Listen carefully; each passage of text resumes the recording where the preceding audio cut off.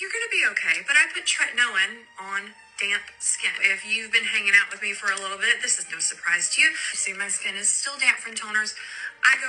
Should we call the tretinoin police on her? And technically put tretinoin onto the skin while it's damp.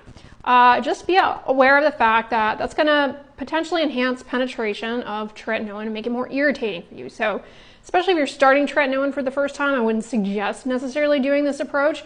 But yeah, it certainly does work just fine for many people. They tolerate it well with no irritation, and it's not a big deal. In a pea-size amount? Yeah.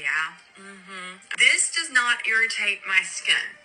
Ah yes, the infamous pea-sized amount. I actually stopped telling people to use a pea-sized amount because it just leads to more follow-up questions like what kind of pea? Like a tiny pea, a large pea? So I instead say pearl-sized amount. But rather than hyperfixating on like the exact dimensions of the dollop that you should squeeze out onto your fingers, the take-home point is that you don't need a ton. More is not more. You just need a thin film, enough to create a thin film. There's going to be some variability there depending on the size, shape of your face. And is it bad to use more? Well, it kind of wastes it, to be frank, and in some cases it may be more irritating. But like she said, works for her. It's not causing any irritation for her. The police do not need to be called on her. I find there's a lot of variability in terms of how easily different tretinoin formulations spread on the skin as well. You know, there's a gel, there's a lotion, there's a cream.